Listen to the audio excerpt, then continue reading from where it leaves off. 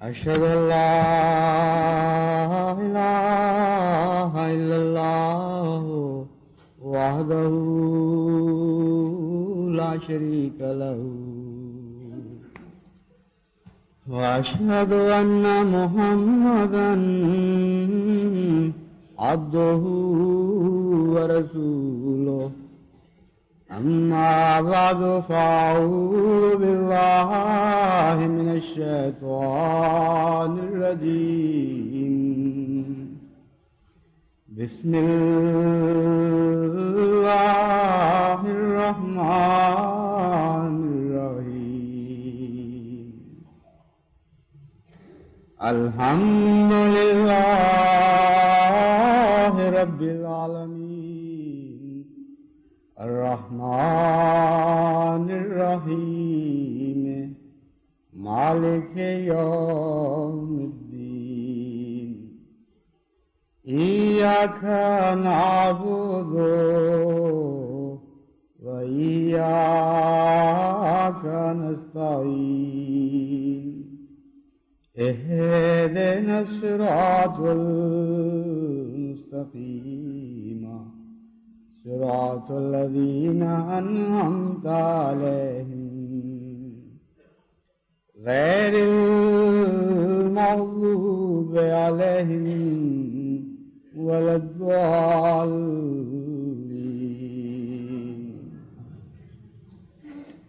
جلسہ سالانہ کے ایام قریب سے قریب تر آ رہے ہیں، اور اس سے پہلے کی دو مصروفیات جو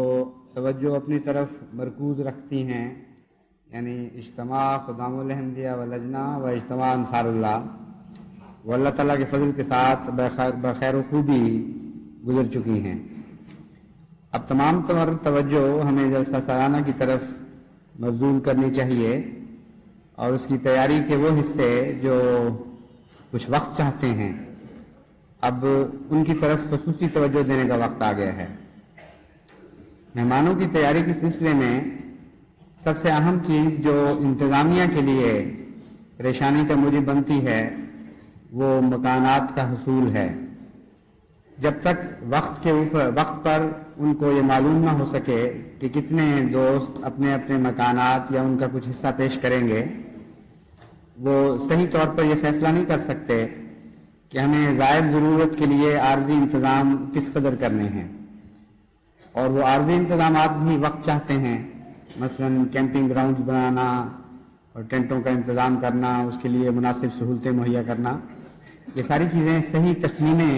کا تقاضا کرتی ہیں۔ تو اس لیے وہ دوست جنہوں نے پہلے سے ہی فیصلہ کر لیا ہوگا اپنے دلوں میں کہ ہم مکان کا یہ حصہ سلسلے کے انتظام کے تابع مہمانوں کو دیں گے، ان کو چاہیے کہ وہ اس اطلاع دینے میں دیر نہ کریں اور جلد از جلد کوشش کریں کہ یہ اطلاع افسر جلسہ کو پہنچ جائے، اور اس کے علاوہ جو نئے مکان بن رہے ہیں ان کو بھی اس سے اچھا اور موقع میسر نہیں آ سکتا کہ مکان کا افتتاح حضرت مسیح موعود علیہ السلام کے مہمان کریں۔ بہت ہی بابرکت افتتاح ہوگا یہ، تو اس لیے ان کو بھی چاہیے کہ اگر وہ نامکمل حالت میں بھی ہیں یا اندازہ لگا کر اگر وہ سمجھیں کہ 15 دسمبر یا 20 دسمبر تک وہ سپرد کر سکیں گے، تو اس وقت کی جو کیفیت ہے ان کے اندازے کے مطابق کہ دروازے ہوں گے یا نہیں، کھڑکیاں ہوں گی یا نہیں، کتنے کمرے ہیں، غسل خانوں کے انتظام کی کیا کیفیت ہے، لیٹرینز موجود ہیں کہ نہیں، ان کے متعلق پوری معلومات افسر جلسہ کو مہیا کر دیں تاکہ وہ ان کو بھی اپنے تخمینوں میں شامل کر لیں۔ مکانات کے علاوہ دوسری ضرورت جو بہت اہم ہے وہ خدمات کی پیشکش ہے۔ اہل ربوہ خدا کے فضل کے ساتھ ہمیشہ بہت ہی اعلیٰ نمونہ دکھاتے ہیں خدمات پیش کرنے میں۔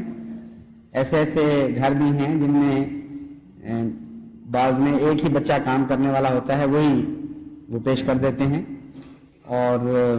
کس طرح پھر وہ کام چلاتے ہیں اللہ بہتر جانتا ہے، مگر بہرحال بہت ہی اعلیٰ روح دکھائی جاتی ہے ربوہ کے کارکنوں کی طرف سے۔ خصوصاً چھوٹے بچے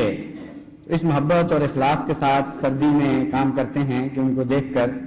روح وجد کرتی ہے۔ کسی دنیا کی قوم میں ایسے بچوں کا نمونہ نہیں ملے گا۔ نہ امیر قوموں میں، نہ غریب میں، نہ مغربی میں، نہ مشرقی میں، کہ ایک اعلیٰ مقصد کی خاطر، اور وہ مقصد بھی ایسا اعلیٰ کہ رب عظیم سے تعلق رکھنے والا مقصد ہو، اس کو خوش کرنے کے لیے چھوٹے چھوٹے بچے نہایت ہی غریبانہ حالت میں، جن کو تن ڈھانپنے کے لیے کپڑے بھی میسر نہ آ رہے ہوں، وہ والہانہ جذبے کے ساتھ خدمت کریں، اور ایسی خدمت کریں کہ جو مزدوروں کی مزدوریوں سے بڑھ جائے۔ ایسے مشقت کے کام بھی بچے میں نے کرتے دیکھے ہیں، ٹوکریاں بھر بھر کے روٹیوں کی لے کے جانا، اور ساری ساری رات، پھر تھوڑا سا وقفہ ملتا ہے، پھر وہ سارا دن وہی کام کرتے ہیں کہ جو عام طور پر مزدور بھی اس محنت سے نہیں کر سکتے۔ تو اس لیے اہل ربا کو یہ کہنے کی ضرورت تو نہیں ہے کہ آپ خدمت کا جذبہ پیدا کریں، وہ اللہ کے فضل سے پہلے سے موجود ہے۔ صرف یہ بتانے کی ضرورت ہے کہ آپ اس خدمت کو پیش کرنے میں دیر نہ کریں، اور جو بھی خدمت کے لیے بچہ یا جوان پیش ہو، اس کو ان کی ذمہ داریوں سے پہلے سے ہی مطلع کر دینا چاہیے۔ بعض دفعہ اتنے بڑے انتظامات میں بعض کمزور بھی داخل ہو جاتے ہیں، بعض بچے بری عادتیں لے کر بھی آتے ہیں۔ یہ تو ناممکن ہے کہ ایک سوسائٹی کلیتاً پاکیزگی کے بہترین معیار تک پہنچ جائے۔ اس لیے ہمیں علم ہے کہ یہ واقعات ہوتے ہیں، یعنی نہایت ہی اعلیٰ مخلص بچے بھی ملتے ہیں، ان میں کمزور بھی ہوتے ہیں، بعضوں کو گالی دینے کی عادت ہوتی ہے۔ ایسے بھی بعض دفعہ واقعات ہوئے ہیں کہ ایک بچے نے دوسرے بچوں کی چیز چوری کر لی۔ تو یہ ایسے واقعات نہیں ہیں جن کو ہم چھپائیں دنیا سے، یہ حقائق ہیں، اور ہمیں قرآن کی تعلیم کے مطابق حقائق کے ساتھ جڑ کے رہنا ہے، اسی میں ہماری زندگی ہے۔ تو اس قرآن کریم کی عظمت اور حوصلہ دیکھیں، ایسی عظیم الشان کتاب ہے کہ حضرت صلی اللہ علیہ وآلہ وسلم کے زمانے میں جب کہ انسانیت اپنے معراج کو پہنچی ہے، اور مکارم الاخلاق پر فائز انسان نے، جو انسان کامل تھا، تربیت کی ہے، اس وقت کے مدینے کی کمزوریوں کے حالات بھی ہمارے لیے ریکارڈ کر دیے، اور بتایا کہ منافقین کیا کر رہے ہیں، کہاں گندگی ہو رہی ہے، کیا کیا غلاظتیں ہو رہی ہیں، اور سورج کی روشنی میں وہ جو کونے سورج کی روشنی سے محروم رہے تھے، ان کے متعلق قرآن کریم میں یہ بتانے میں کوئی بات محسوس نہیں کی کہ انہوں نے اپنے لیے اندھیرا اختیار کیا۔ تو سورج کی موجودگی میں بھی اندھیرے قائم رہے، ان کونوں میں، ان خطروں میں، ان مختلف بند کمروں میں جنہوں نے روشنی کو اپنے لیے پسند نہیں کیا۔ تو ربا کی سوسائٹی تو حضرت محمد مصطفیٰ صلی اللہ علیہ وآلہ وسلم کے سب سے اعلیٰ غلام، سب سے محبوب غلام حضرت مرزا غلام احمد قادیانی کی قائم کردہ سوسائٹی ہے۔ اس لیے آقا سے بڑھ کر روحانی انقلاب کا دعویٰ تو کیا ہی نہیں جا سکتا، ناممکن ہے۔ اس لیے وہ حقائق جو قرآن نے نہیں چھپائے، ان پر پردہ ڈالنے کے کوئی موقع نہیں، کوئی بے مقصد لغو بات ہوگی۔ تو ہم محض اچھوں کی حوصلہ افزائی نہیں کریں گے، بلکہ جو کمزوریاں ہیں ان کو نمایاں کریں گے، بتائیں گے، اور ان کی اصلاح کی کوشش کریں گے۔ قول سدید کے بغیر تو ناممکن ہے اصلاح۔ تو جو کمزوریاں میں نے دیکھی ہیں اپنے انتظامات کے دوران، جو مختلف موقعوں پر مختلف رہے ہیں، ان میں بعض باتیں جو ہیں وہ میں کھل کر بیان کرنا چاہتا ہوں۔ ابھی سے نوجوانوں کی تربیت شروع کر دی جائے، بچوں کی تربیت شروع کر دی جائے، اور بار بار گھروں میں یہ باتیں ہوں کہ اس جلسے پر ان میں سے کوئی بات بھی نہیں دہرانی چاہیے۔ مثلا نماز میں کمزوری دکھاتے ہیں بعض بچے۔ ہماری زندگی کا تو مقصد ہی عبادت کا قیام ہے، اگر اس میں ہم کمزوریاں دکھانے لگیں گے تو اس جلسے کا کیا فائدہ پھر؟ اور پھر باہر سے آنے والے آپ سے سیکھنے کے لیے آتے ہیں۔ انتظامات میں جو مشغول بچے ہیں ان کو نماز کا نہایت اعلیٰ نمونہ دکھانا چاہیے، بلکہ سارے اہل ربا کو بہترین معیار دکھانا چاہیے نماز کا، اور پھر دکھا کر اس پر قائم رہنا چاہیے۔ وہ کوئی دکھاوے کی چیز نہیں ہے عبادت، مراد صرف اتنی ہے کہ آنے والے نیک نمونہ پکڑیں، اور اس کے بعد وہ نیک نمونہ آپ کی زندگی کا جز بنا رہے ہمیشہ کے لیے۔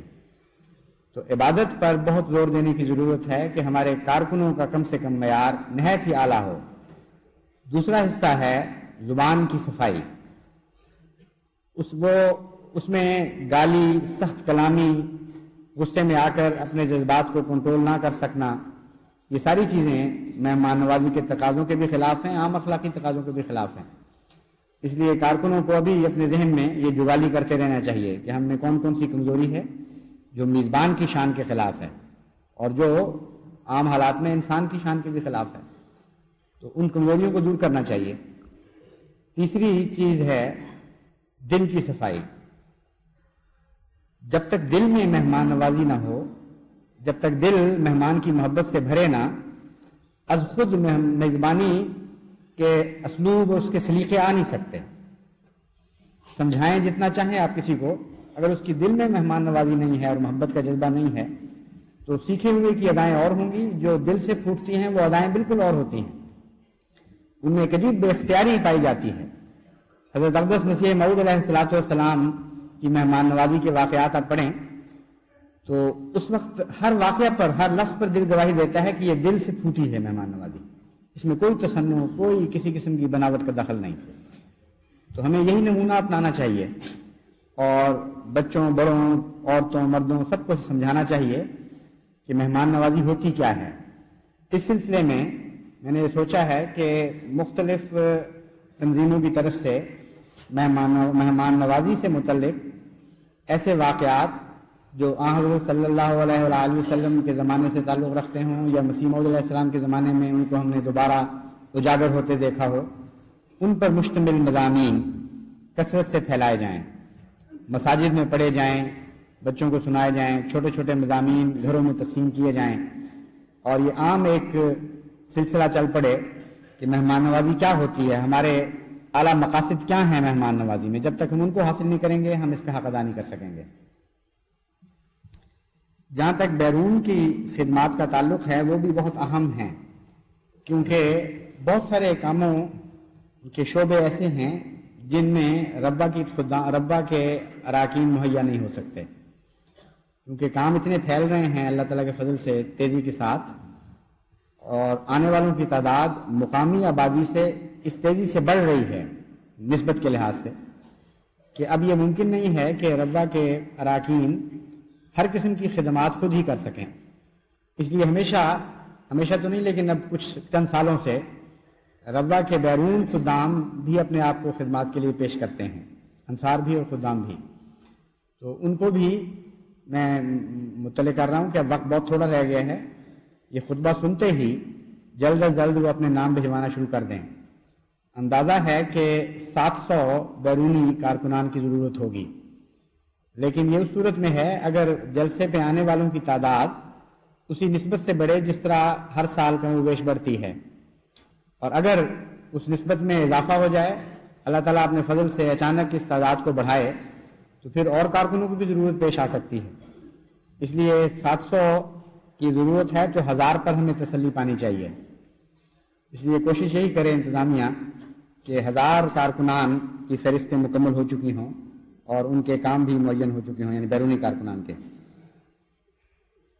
ایک حصہ ہے گھروں کو آرام دہ بنانے سے متعلق۔ اس سلسلے میں سب سے پہلے تو صفائیاں ابھی سے شروع ہو جانی چاہیے، مرمتیں چھوٹی موٹی ابھی سے شروع کر دینی چاہیے۔ ہر انسان اپنی توفیق کے مطابق مرمتیں کرتا ہی رہتا ہے، لیکن یہ موقع سب سے اچھا ہے مرمت کا، کیونکہ اس میں آپ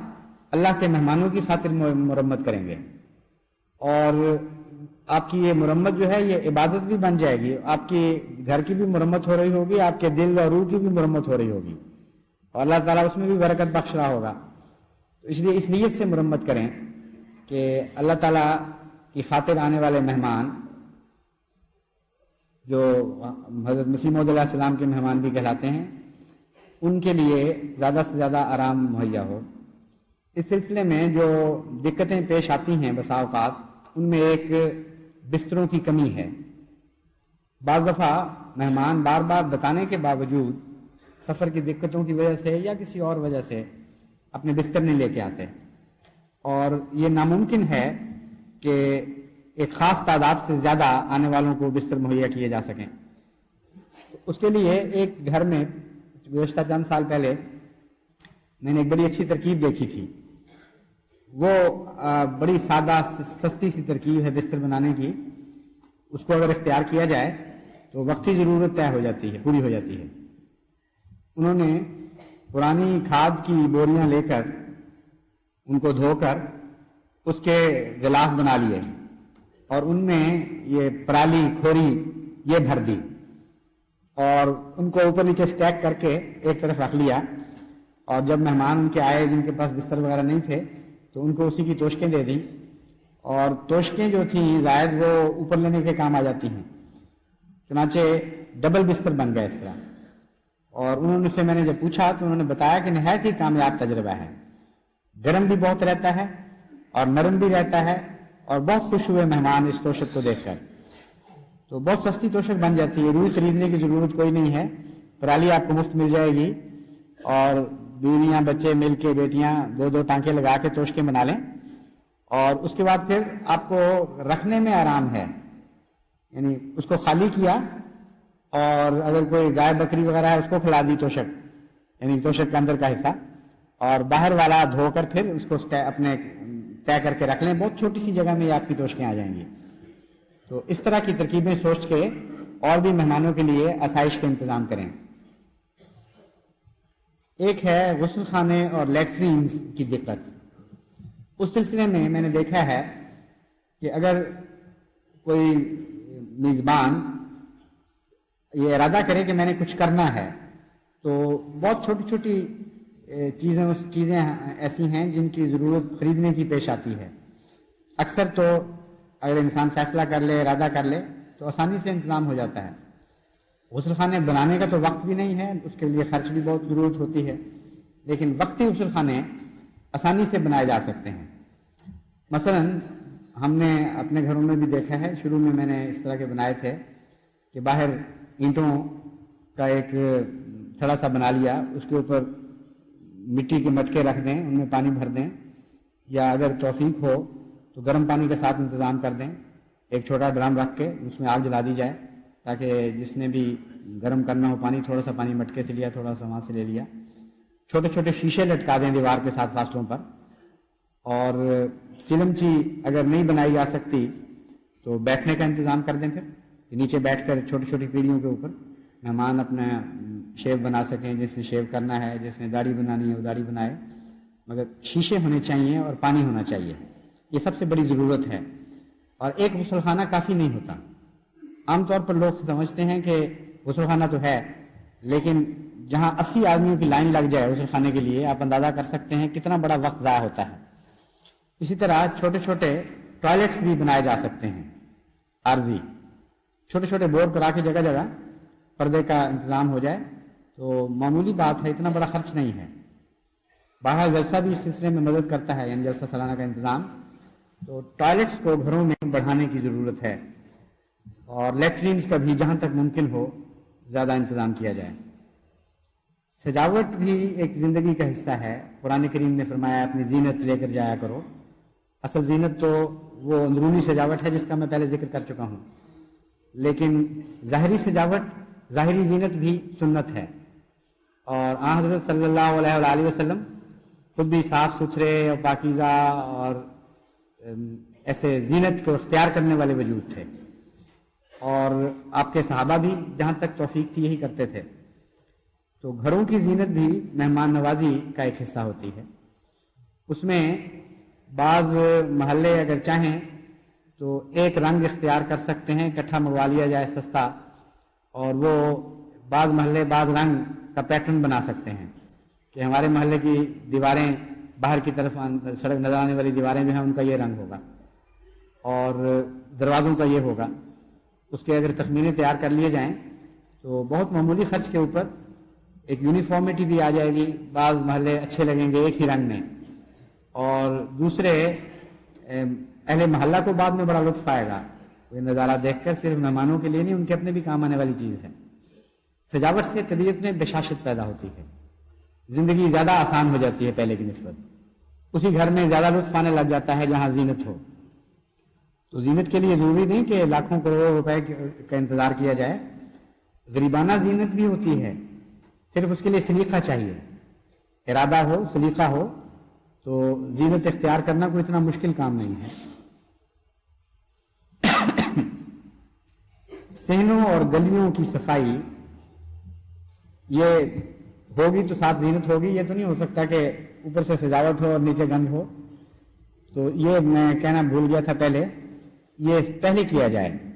صفائی کا انتظام صحنوں کی صفائی اور گلیوں کی صفائی، ان دونوں کو میں بریکٹ کر رہا ہوں، کیونکہ بعض دفعہ صحن کی صفائی کا مطلب ہوتا ہے گلیوں کا گند، اور گلیوں کی صفائی کا مطلب ہے گھر کے اندر گند پڑا رہے۔ یہ دونوں چیزیں نہیں ہونی چاہیے، دونوں کو بیک وقت ایک ہی وقت میں میڈیٹیشن نظر رکھ کر پھر اپنا لاہ عمل تجویز کریں۔ آپ کے صحنوں کا گند گلیوں کا گند نہیں بننا چاہیے، اور گلیاں اس لیے نہیں صاف ہونی چاہیے کہ آپ کے صحن گندے رہتے ہیں۔ دونوں چیزیں بیک وقت صاف کرنے کے لیے آپ کو صرف اپنے ذرائع پر انحصار نہیں کرنا، بلکہ انتظامیہ کو لازماً اس میں آپ سے تعاون کرنا ہوگا۔ خدام الانبیاء، انصار اللہ، صدران محلہ، ان کی کمیٹیاں بنیں اور ان باتوں کا خیال کریں کہ وہ لوگ جو اپنا گند باہر پھینکیں گے ان کو کیا کرنا چاہیے، اور اس گند کو وقت پر وہاں سے دور کرنے کے لیے کیا انتظام ہونا چاہیے۔ وہ گندی نالیاں جن میں مسافروں کے پاؤں پڑ جاتے ہیں اندھیرے میں اور ان کے کپڑے گندے ہو جاتے ہیں، ان کے لیے کیا شکل بنانی چاہیے۔ کوئی بھی راہ گزر ایسی نہیں ہونی چاہیے جہاں کوئی خطرہ مسافر کے لیے ہو۔ اماطۃ الاذی ایمان کا ایک حصہ ہے، ہر تکلیف دہ چیز کو دور کرنا ہے ہم نے اپنی گلیوں وغیرہ سے۔ اسی طرح بازاروں میں صفائی بہت ضروری ہے۔ بازاروں میں دکانداروں کا یہ طبی رجحان ہوتا ہے کہ وہ اپنی دکانوں کو ایسے موقعوں پر سجاتے ہیں جہاں بکری بڑھنے کا امکان ہو، لیکن بعض دفعہ وہ اپنی دکانیں سجا کر اپنے گند باہر پھینک رہے ہوتے ہیں، اس لیے وہاں بھی ان دونوں چیزوں کو اکٹھا رکھنا ہے۔ دکان کی سجاوٹ بازار کی تکلیف میں نہ منتقل ہو جائے، اور دکان کی وسعت بازار کی تنگی میں منتقل نہ ہو جائے۔ یہ دو تکلیفیں ہیں جو عموماً ایسے موقعوں پر پیش آ جاتی ہیں۔ تو انتظامیہ کو مستعد ہونا چاہیے کہ کھڑے بڑھتے وہ گلیوں کو نہ روک لیں اور بازاروں میں چلنا نہ مشکل ہو جائے، اور صفائی ہر طرح سے جہاں تک بھی ممکن ہو سڑکوں وغیرہ کی ضروری اختیار کی جائے۔ لیکن ایک شعبہ ہمارا ہے مکھی مار اور مچھر مار، اس کے انچارج میں نے ڈاکٹر عمر الدین صاحب کو بنایا تھا۔ وہ کام خدا کے فضل سے اچھا کرتے رہے ہیں، دوائیاں بھی مل گئی ہیں، لیکن ابھی پھر بھی مکھی کہیں کہیں نظر آ جاتی ہے۔ تو جلسے سے پہلے اس کے لیے اسپیشل سکیم بنانے کی ضرورت ہے۔ بالکل قلع کما کر دینا چاہیے مکھی کا۔ مچھر کے لیے تو پتہ نہیں ان کو ابھی تک دوائیاں مہیا ہو سکی ہیں کہ نہیں، لیکن مکھی کے لیے تو کافی وافر مقدار میں دوائی آ چکی ہے۔ تو گھروں میں وہ تقسیم کریں تھوڑی تھوڑی پڑیوں میں، یا محلوں کی معرفت یا خدام کی معرفت، یا بازاروں میں کارکنان کے ذریعے اس کی عام اپلیکیشن کا انتظام کیا جائے۔ مساجد میں جہاں جوتیاں رکھی جاتی ہیں ان کے پاس اگر بوریاں بھگو کر رکھ دی جائیں تو مکھیاں اس کی طرف مائل ہو جاتی ہیں، کیونکہ اس میں سے خاص بو بھی نکلتی ہے جو مکھی کو کھینچتی ہے۔ اور اسی طرح سیلز، ونڈو سیلز وغیرہ جو دہلیزیں ہیں ان پر رکھوانے کا انتظام کیا جائے۔ پھر جو گندگی ہے، پبلک گندگی کے سٹور بنے ہوئے ہیں جو، ان پر چھڑکاؤ کا انتظام کیا جائے۔ تو خدا کے فضل کے ساتھ بہت تھوڑے عرصے میں قریباً قلع کما کیا جا سکتا ہے مکھی کا، اور اس کے لیے 3 حصوں میں تیاری کرنی چاہیے۔ ایک ابھی اپلیکیشن ہو جائے، پھر جلسے کے قریب، لیکن اتنا قریب نہ ہو کہ مکھی بیٹھ کر پھر کھانوں کے اندر مرنا شروع ہو، کیونکہ جب بالکل قریب پہنچ جائے وقت، اس وقت ابھی دوائی تازہ ہوتی ہے، اور اگر مکھیاں بچی ہوئی ہوں تو وہ اس پر بیٹھ کر بعض دفعہ مرتی نہیں اور کمزور ہو جاتی ہیں، تو پھر سالن یا دودھ میں جا کے پھر وہ جان دے دیتی ہیں۔ تو کافی گند ہوتا ہے اس طرح، اس لیے جلسے سے اتنا پہلے ضروری ہے کہ جو مکھی مارنی ہے پہلے مار چکے ہوں، اور پھر جلسے کے مان بعد، کیونکہ پھر بھی کچھ نہ کچھ بچی ہوئی مکھیاں جلسے کی غذا پر خوب نشو و نما پاتی ہیں، تو اس وقت پھر اس کے بعد فوراً بعد آپ انتظام کر دیں گے تو انشاءاللہ تعالی ربہ ایک ایسا شہر بن جائے گا جو مکھی سے پاک ہو، اور اس لحاظ سے یہ مشرق میں ایک نمونے کا شہر ہوگا خدا کے فضل سے۔ جہاں تک انتظامیہ کے کاموں کا تعلق ہے، انتظامیہ کو عارضی طور پر جو کام ہے وہ تو یہ کہ سڑکوں پر رہنمائی کے لیے بورڈ آویزاں کرنے چاہیے۔ جہاں تک ممکن ہو سکے کمیٹی کے تعاون اور اجازت کے ساتھ، جہاں اجازت اور تعاون ضروری ہو، کوشش یہ کرنی چاہیے کہ مختلف جگہیں جن میں آنے والے دلچسپی رکھتے ہیں ان کی رہنمائی اچھی ہو سڑکوں کے اوپر، اور کچھ نقشے بھی چھوٹے بنا کر سڑکوں کے ان بورڈوں کے اوپر یا نیچے آویزاں کیے جا سکتے ہیں۔ جو مستقل توجہ کا کام ہے وہ پبلک ٹوائلٹس اور لیٹرین وغیرہ کا انتظام ہے۔ ہمارے ملک میں یہ بڑی ایک کمزوری ہے، یعنی ہمارے ملک میں نہیں بلکہ مشرق کے بہت سے ملکوں میں، کہ اس طرف توجہ نہیں کرتے، اور یہاں تک کہ بعض بڑے بڑے شہروں میں بھی کوئی انتظام نہیں ہوا کرتا تھا۔ جو زمیندار بیچارہ کبھی چلا جاتا تھا اس کی تو حالت خراب ہوتی تھی بیچارے کی۔ اور مجھے ایک دفعہ ایک دوست پرانے بڈھے نے بتایا کہ میں لاہور گیا دیکھنے تو میں قید ہو گیا، میرا جرم صرف یہ تھا کہ مجھے پیشاب آ گیا تھا اور کوئی جگہ نہیں ملتی تھی۔ تو اس زمانے میں ٹھنڈی سڑک کہتے تھے مال روڈ کو، تو ٹھنڈی سڑک پہ میں بہت دوڑا ہر طرف، مجھے کوئی جگہ نہیں ملی۔ پھر میں وہیں ایک طرف بیٹھ گیا تو پولیس نے مجھے پکڑ لیا اور وہ تھانے پہنچا دیا کہ تم نے گندی کی ہے جگہ۔ بھئی جی جو لوگ صفائی چاہتے ہیں، جگہ گندی نہیں کروانا چاہتے، وہ ساتھ انتظام بھی تو کیا کرتے ہیں۔ یہ تو نہیں کہ میلوں میلز کا شہر ہو اس میں ایک بھی ٹوائلٹ نہ ہو اور توقع آپ یہ رکھیں کہ باہر سے آنے والے باہر جا کر ہی فارغ ہوں۔ اس لیے اہل رقبہ کو ضرورت ہے بہت زیادہ پبلک کنوینئنسز کی، کیونکہ یہاں بار بار کثرت سے باہر سے لوگ آتے ہیں، اور یوں بھی ہجوم خلائق آنے والے لوگوں کا ہر ہفتے بھی لگا ہی رہتا ہے، چلتا ہی رہتا ہے۔ تو یہاں پبلک کنوینئنسز کی ضرورت ہے، اس کے لیے تو ایک لمبی پلاننگ کرنی پڑے گی، اور جلسہ سالانہ 7 سالہ جبلی کو مد نظر رکھ کر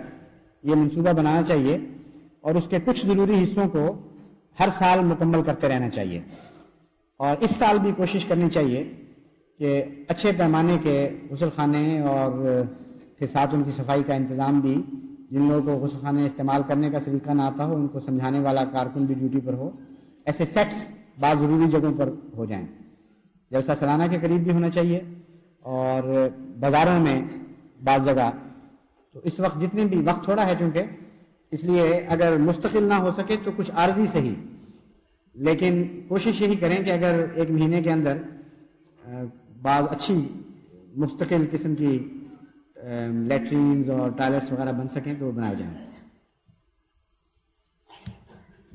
یہ تو ہے عمومی باتیں جو میں نے کہنی تھیں، اور ایک حصہ ہے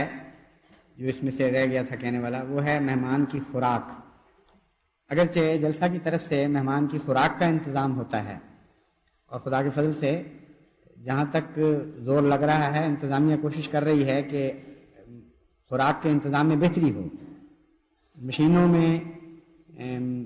جو روٹی پکتی ہے اس کی وجہ سے کچھ دقتیں پیدا ہو جاتی ہیں، جلتی ہے بعض دفعہ کچی رہ جاتی ہے، اس کو بھی بہتر کرنے کے لیے کوشش ہو رہی ہے۔ آٹومیٹک، کمپلیٹلی آٹومیٹک بنانے کی بھی کوشش ہو رہی ہے، اور تجربہ جو کیا گیا امید ہے اس سال اس کو بہت سارے لنگروں میں داخل کر دیا جائے گا، اور آہستہ آہستہ ہم پیڑے والیوں سے اور روٹی بنانے والیوں کی خدمات سے مستغنی ہوتے چلے جائیں گے۔ اور بہت بڑی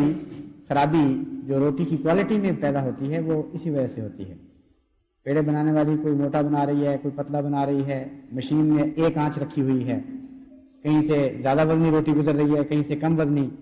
کہیں سے وہی مشین جلا رہی ہے، کہیں وہی مشین کچا رکھ رہی ہے۔ تو یہ ساری دقتیں آٹومیشن کے ذریعے دور ہو سکتی ہیں۔ جب خود کار مشینیں کام کریں گی جو پیڑا بھی بنا رہی ہوں اور روٹی کو شکل بھی دے رہی ہوں، تو انشاءاللہ یہ ساری دقتیں دور ہو جائیں گی۔ تو اس سال یہ تجربہ کیا جا رہا ہے، لیکن جو مجھے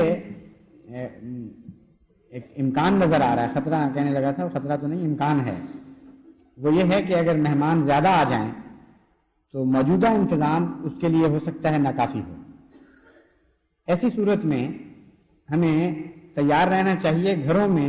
کچھ زائد انتظامات کے ساتھ۔ جتنے گھر ہیں جن کو خدا نے توفیق دی ہے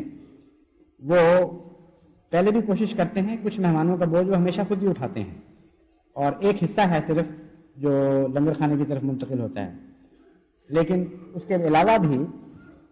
احتیاطاً تیار رہنا چاہیے کہ اگر ان کو یہ کہا جائے کہ آپ نے 3 یا 4 وقت کا کھانا اپنے مہمانوں کو خود دینا ہے، تو وہ اس کے لیے راشن پہلے سے تیار رکھیں اور سسٹم بھی بنا کے رکھیں کہ کس طرح پھر روٹی پکائی جائے گی. ایسی صورت میں مہمانوں کو ساتھ بیت کلفی سے شامل کیا جا سکتا ہے، کوئی اس میں آر کی بات نہیں ہے. یہ جو پاکستان سے لوگ لندن وغیرہ جاتے ہیں ایسے ملکوں میں تو بڑی خوشی سے خدمات اپنی پیش کرتے ہیں اور وہ بھی مل جل کر آپس میں بھائی بہنوں کی طرح مل کے گزارے کرتے ہیں. تو آنے والے بھی ذہنی طور پر اس کے لیے تیار ہو کے آئیں کہ اگر کسی گھر میں یہ خدمات کی ضرورت ہو، روٹی پکانے کے سلسلے میں، سالن بنانے کے سلسلے میں، برتن دھونے کے معاملے میں، تو وہ سارے مل کر گزارا کریں گے. اور جہاں تک راشن کا تعلق ہے وہ آپ چند دنوں کا راشن زائد رکھ لیں. یا آپ جو راشن زیادہ خریدیں گے خدا کے نام پر، خدا کی خاطر، وہ آپ کو باقی راشن میں برکت دے دے گا. سارے سال کے خرچ میں زیادتی نہیں ہوگی بلکہ آپ دیکھیں گے کہ کمی آئے گی،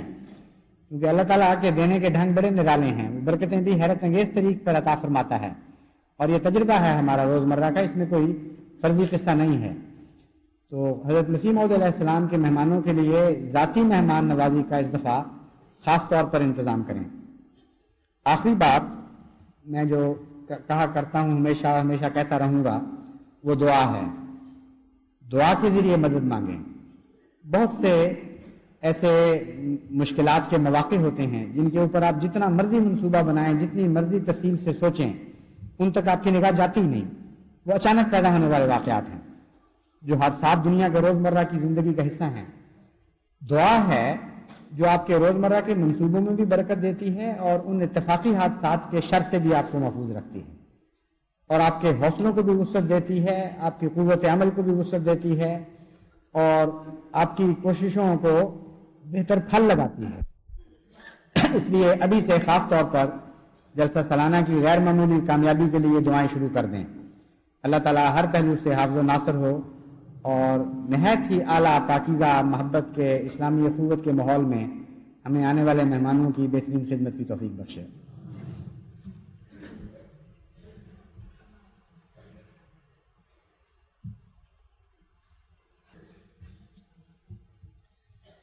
الحمدللہ نحمدہ ونستعینہ ونستغفرہ ونؤمن بہ ونتوکل علیہ ونعوذ باللہ من شرور انفسنا ومن سیئات اعمالنا.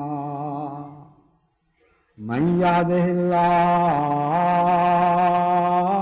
فلا مضل له ومن يضلله فلا هادي له ونشهد أن لا إله إلا الله وحده لا شريك له ونشهد أن محمدًا عبده ورسوله. عباد الله رحمكم الله إن الله يأمر بالعدل والإحسان وإيتاء ذي القربى وَيَنْهَى عَنِ الْفَحْشَاءِ وَالْمُنْكَرِ وَالْبَغْيِ يَعِظُكُمْ لَعَلَّكُمْ تَذَكَّرُونَ. اذْكُرُوا اللَّهَ يَذْكُرْكُمْ وَادْعُوهُ يَسْتَجِبْ لَكُمْ وَلَذِكْرُ اللَّهِ